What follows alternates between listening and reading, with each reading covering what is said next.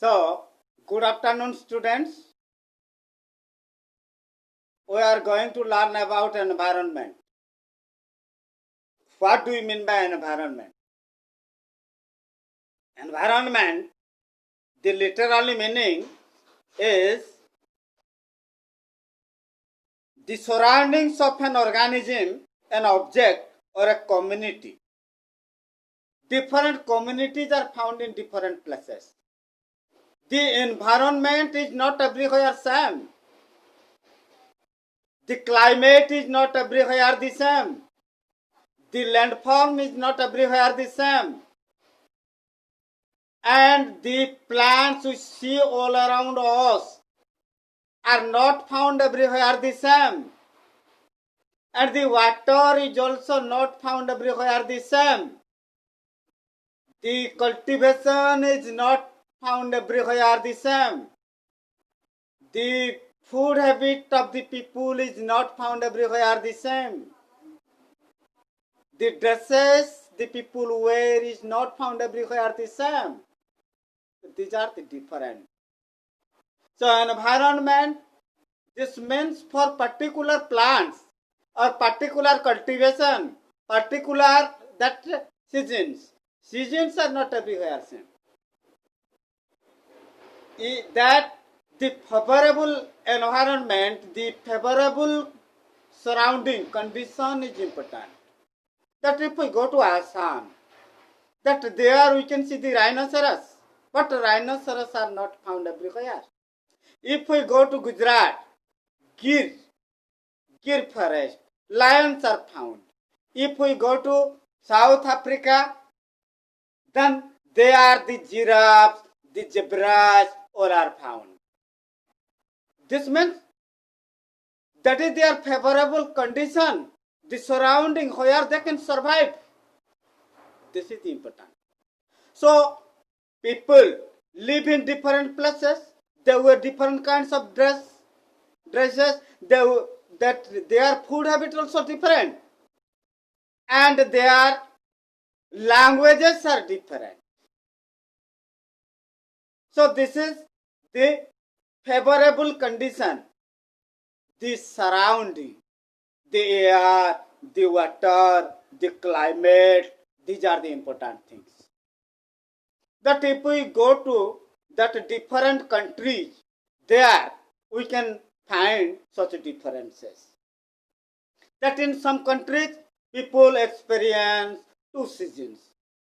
For example, the Philippines. Philippines is a state that is an island surrounded by the sea. That Pacific Ocean is there, and there the people experience 2 seasons only, rainy season and summer season. And there the people that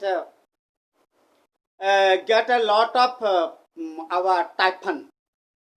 Typhoon is there. Because all around them the ocean. And in some places, if we, that in our country, here there are 6 seasons. 6 seasons we experience. And in our country also, if we go to different states, that we can observe that people that cultivate different crops. In some areas that they cultivate wheat, and in our southern India, the people eat rice. In West Bengal, in Orissa, they cultivate paddy. And in Punjab, in Gujarat, in Rajasthan, in Haryana, in UP, people they cultivate wheat. They are habituated in eating that bread, flour, wheat. I am going to read it. So, one kind of environment favors cultivation of wheat, while the other favors rice. Similarly, there are so many varieties of food habits, economic activities of dresses of the people prevailing in different parts. Dresses. In some places where they experience cold, they generally use the woolen clothes, and in hot areas, the people they wear cotton clothes that we wear in summer season, like physical environment. The physical environment, also called the natural environment or biotic environment, is the prevailing natural conditions which comprises of land, water, and air. The land may consist of different landforms such as mountains, plateaus, plains, and valleys. So, the landform of a country is not everywhere the same. If you move, then you can find there the plains, plain areas, and mountains, that hilly areas, and your ocean also found, and rivers, and plateaus, and deserts. If you go to Rajasthan, then there you can that see the desert like this. But one thing is that in desert areas, that what happens, the thorny bushes are found. The thorny plants are found. Why? Because the thorny plants can survive with less water. They need less water, and they can survive there for years. And camels. Camels are the desert of the sea. Desert ships of the desert. Because they can that live even for 7 days without water. And they can eat the thorny leaves. The thorny leaves there like this. But you cannot find the thorny plants everywhere. You cannot find. It is not possible. And in some areas, plain, a vast area is plain. You'll be surprised at seeing that area. Some areas are here also.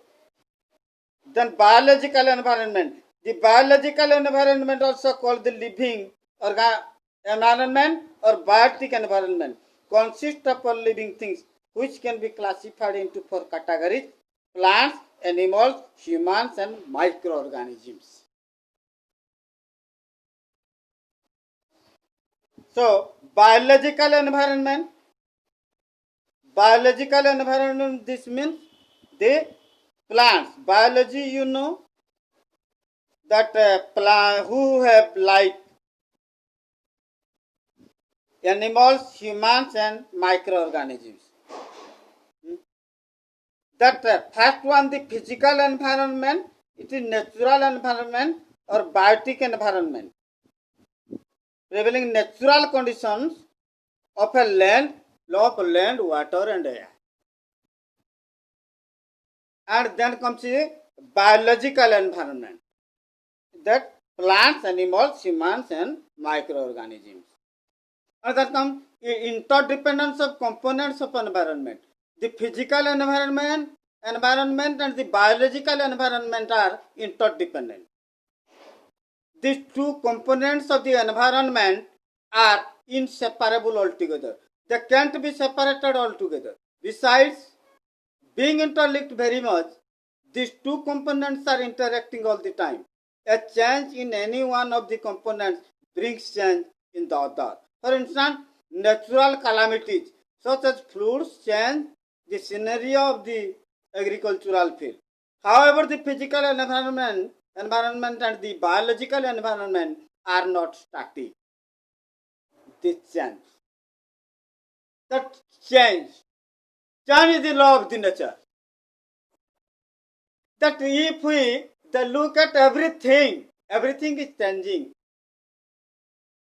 That not suddenly, but it is some that seasons change. In India, our seasons that last for 2 months. 2 months. But in Philippines, there are only 2 seasons: the summer season and the rainy season. Still, the change. Change is the law of nature. Nothing is static.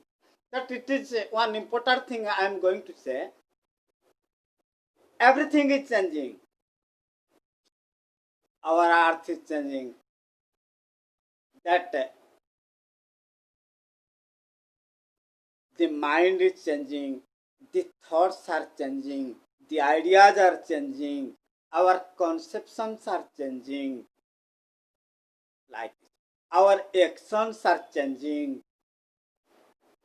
Changing is a very good thing. Changing is very great. Because you have to change yourself. You have to change yourself. How? You have to progress. You have to grow. You have to develop. You have to improve. You have to go from better to better, better, better, better. You have to progress, progress, progress, progress. Change. And the that accurate meaning, the transformation. You have to transform. That you have to observe yourself. That what you are doing, how the people are reacting, how do you feel, how do you realize, do you feel joy or not, are you delighted or not, are you happy or not, what is the reason for your unhappiness, what is the reason for your sadness, you have to find out it. Then the certain actions you have to do more and more. That here I want to explain something about our moral education. The truthfulness is the most important thing in the world. Truthfulness, if we say both are right, the truthfulness is the reality of the life. That life without truthfulness is nothing else, meaningless. Because truthfulness can be observed by the human beings only. Truthfulness can be observed, can be done by the human beings. So these human beings which are unfit to observe the truthfulness, what do you call them? Righteousness, moral education. Righteousness is the reality of the life. Because human beings, the life can experience, the life can that do in practical the righteousness. So these are the divine qualities. So we have to change them. That environment is changing naturally, but human nature, human behavior, human actions, they don't change naturally. Because what we think it is important. That sometimes we are influenced by other people and we are misunderstood. We have misunderstanding that the important qualities, the divine qualities, we don't understand their power, their greatness, their significance, their glory. That so change is very important. If you are that feeling that unhappy, sad, or weakness, because you don't observe righteousness, you don't observe truthfulness, righteousness, honesty, or simplicity, generosity, or politeness, all these are so many qualities. A benevolence, our compassion, these are the divine qualities. We have to do in practice. And practice, it is not done at a day, by a day. It is not possible. And it is not possible in 1 month even, in 1 week even, in 1 year even. If you want to change yourself, you have to do regularly your truthfulness. That you have to observe where you are telling untruth, where you are telling lies. Observe it and don't do that thing. Don't do that, don't see that, don't look that, don't want that. This is important. That whatever you do, whatever you think, if for that you are telling lies, avoid that thing. Be truthful. and with the truthfulness, it is the direct way to gain the Divine Mother's grace. It is the direct, you will be get united with them. How their grace and process is working here. How their grace and process is that what? That is dominating the entire universe. The greatest, the most important, the most beautiful, the most delightful, the just, the way of the truthfulness. If you can observe, my dear students, and my dear brothers and sisters that who like to watch my their videos, that observe this. So what is the significance of truthfulness, righteousness, and that kindness, divine qualities? These are for us, and that the next thing I am going to explain, the grace. The grace is for the human beings, for all the creatures, for all the living beings. If that we believe in the divine grace or divine mother's grace, how is it useful? Why the divine grace there? Why the divine mother's grace and process? For why? For the reason. It is for all of us. It is for everyone. But we can gain, everybody can gain according to his nature, according to his thoughts, according to his resolution, according to the determination. Be straightforward, be simple, be open, be frank, be generous, be pure, be holy, be simple, very simple. Don't possess any that complicated thought. That whatever thing is gained by complicated thought, avoid that. That depends upon another. So change is the law of nature. So here the change, our interdependence of components of environment. They are not only continuously interacting with each other, but also changing within themselves or inducing change in each other. These interaction and changes are both sudden and slow. So my dear students, today that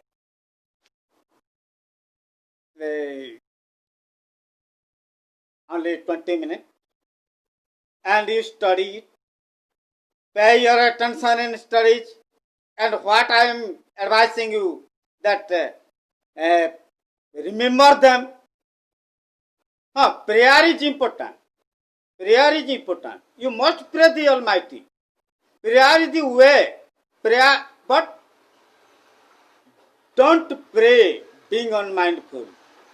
Pay your attention, pay your concentration in prayer. Whatever you are praying, that will be heard by the God. The true prayers are listened by the divine and the divine mother. The holy prayers, the pure prayers, the simple prayers, the joyful prayers, the loveful prayers, all are listened by the divine mother. And without this, which prayer will they listen? If your prayer has no love, if your prayer don't possess that purity, their sweetness, why will the divine listen? And glorify the Almighty. Glorify them. Praise them. Obey them. Be obedient to them. Thank you very much. Thank you.